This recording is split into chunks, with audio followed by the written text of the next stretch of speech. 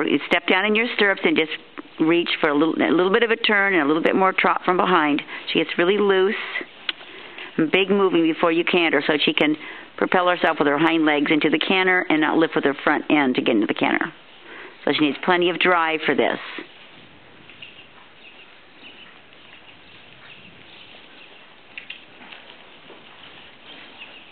Take your time.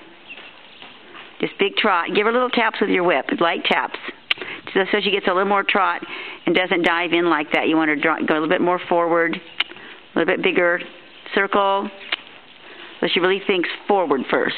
Like, very good. Oh, pretty. What a nice prospect.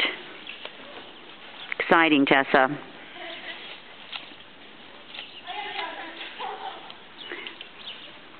Beautiful. Just step by step, think of turning in. So she trots and lands hind legs first. So stay upright. Catch your front feet as they come up off the ground. It's okay. Little miss. It's all right. You can change directions.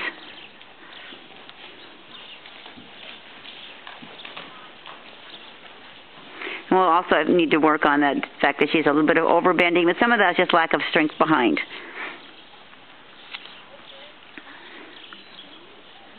So she keeps her, you want her to keep her chin a little bit more out. That might take a little time, though. Take your time. Big, nice, big, powerful trot. Lovely. Good.